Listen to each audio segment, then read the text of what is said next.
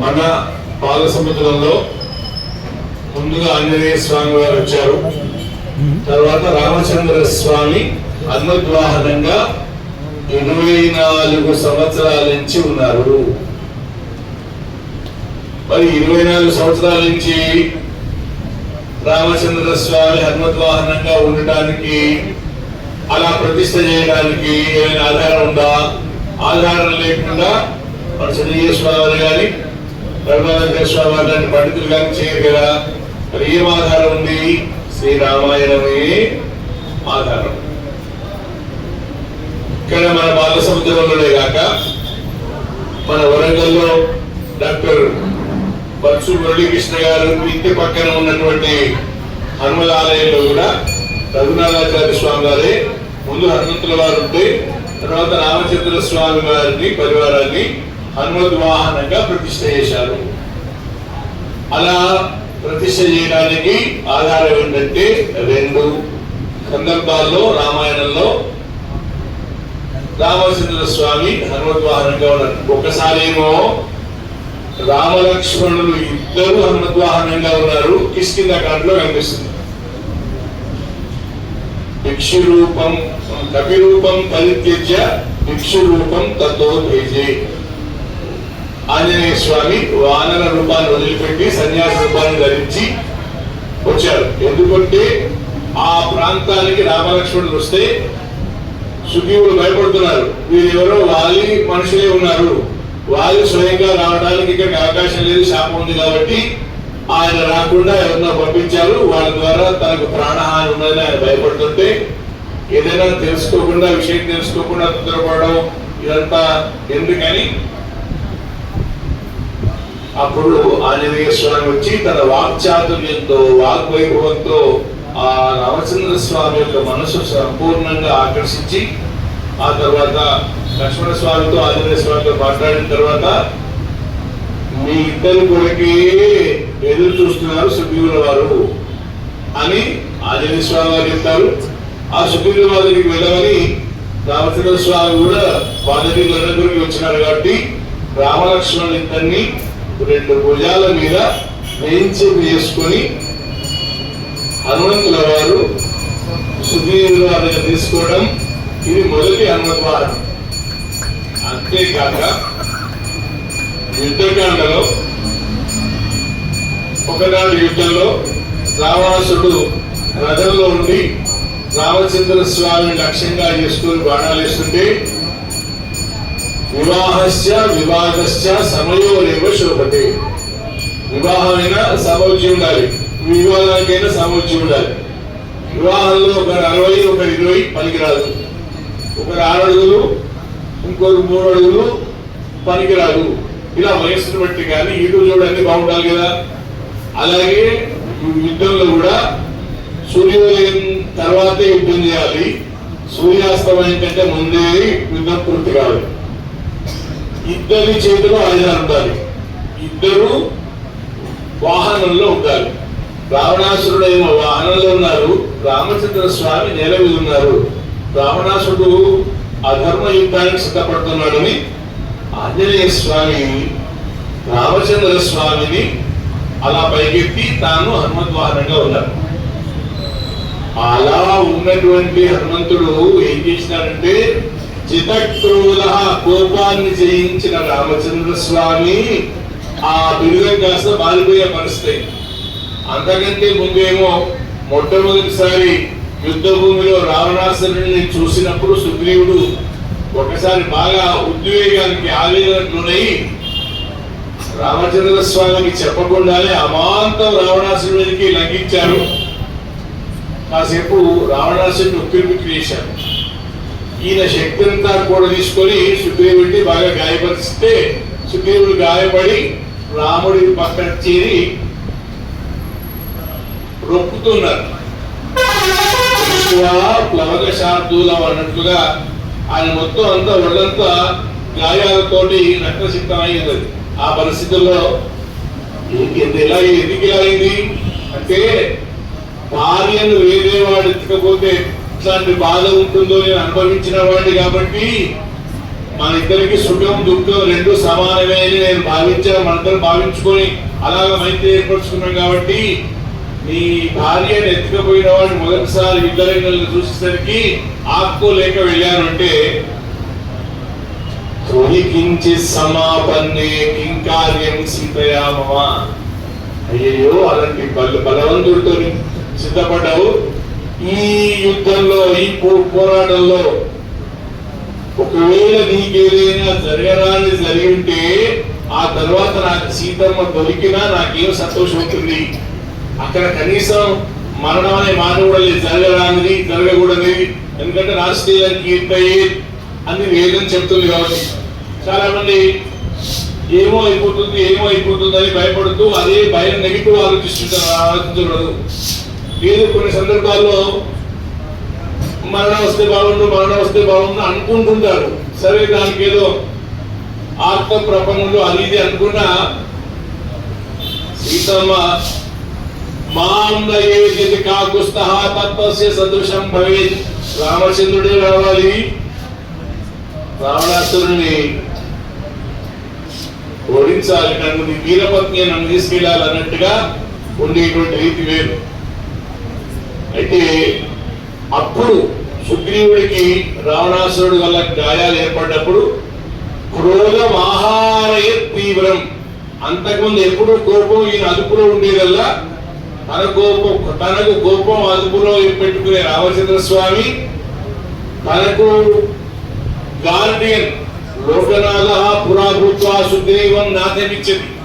లోకనాయకుడైన అగ్రాంతకోడి బ్రహ్మాండ నాయకుడు అయినటువంటి రామచంద్ర స్వామి సుగ్రీవుడిని సంరక్షకుడుగా ఏర్పాటు చేసుకున్నాడు. కాబట్టి తనకు సంరక్షకుడైన సుగ్రీవుడికి గాయాలయ్యేసరికి కోపాన్ని తెచ్చుకొని రావణాసుడిని లంఘించాడు.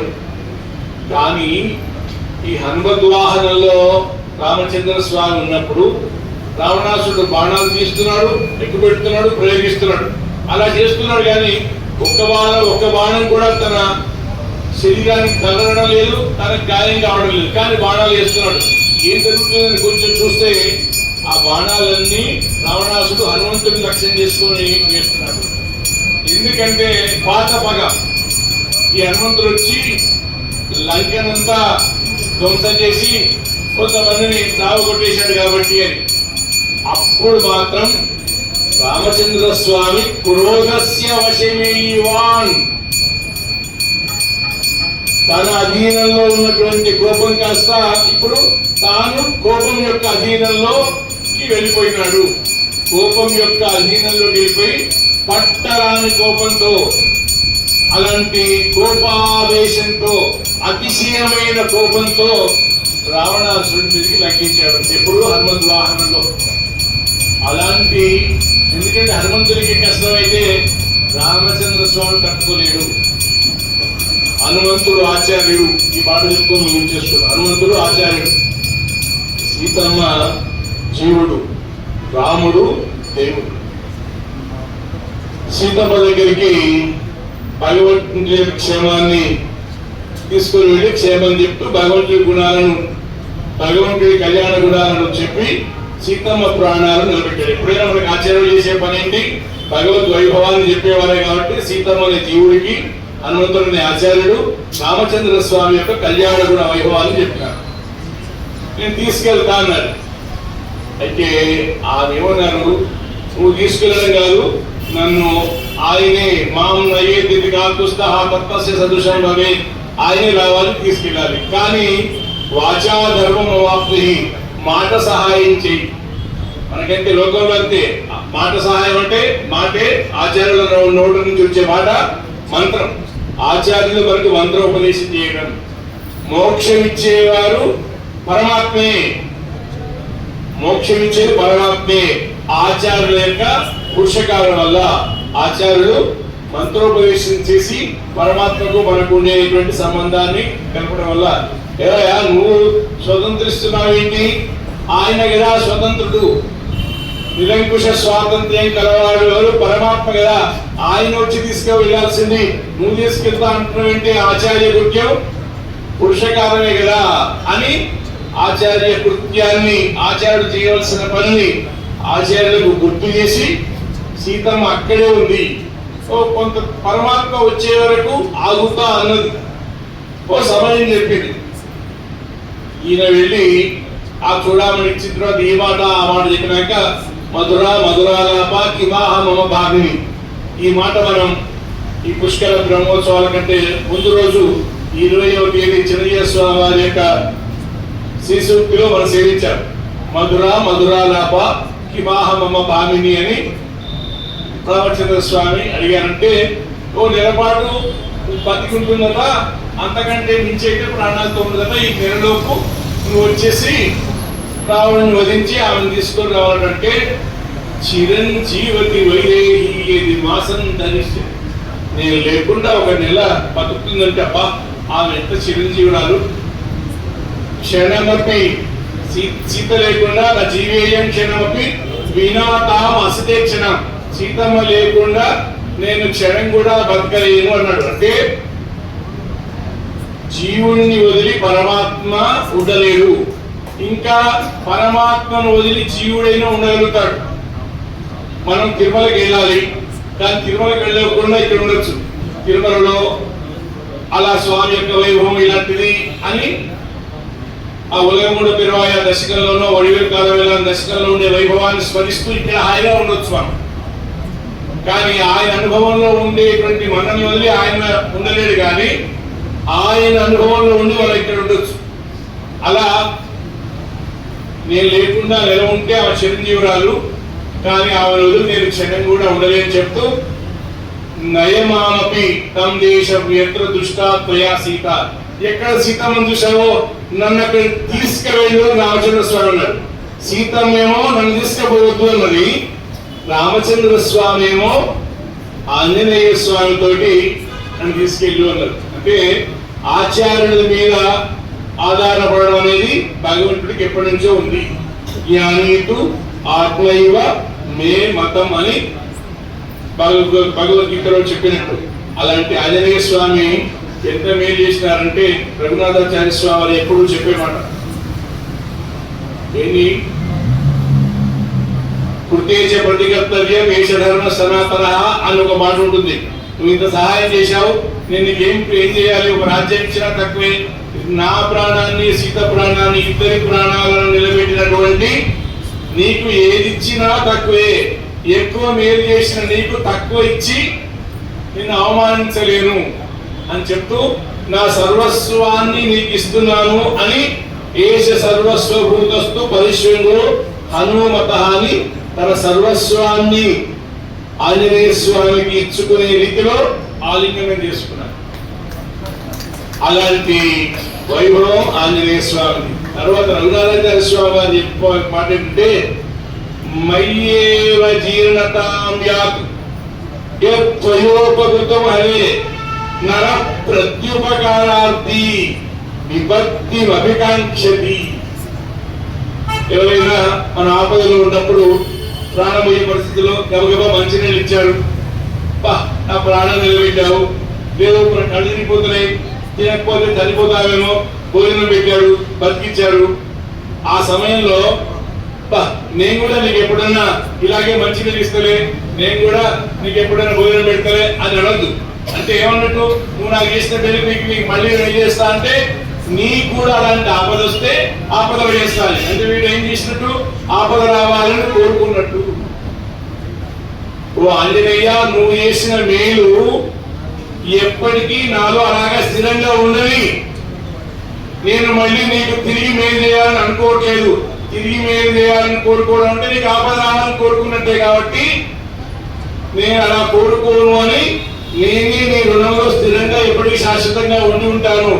ఎలా అయితే గోవిందేతి యదా క్రందత్, ఆ ద్రౌపది గోవింద పుడలికాక్ష రక్షమాం శరణాగతావని అన్నందుకు గాను రుణం ప్రవృద్ధమివ, రోజు రోజుకు నేను ద్రౌపది రుణంలో అలా పెరిగిపోతూనే ఉంది కానీ తీర్చుకునే అవకాశం లేదు అన్నట్లుగా అలాంటి ఆంజనేయ స్వామి ముందుక్కడికి వచ్చి హనుమత్ వాహనంగా పెరుమాళను వెంచేపు చేసుకున్నటువంటి స్థితి.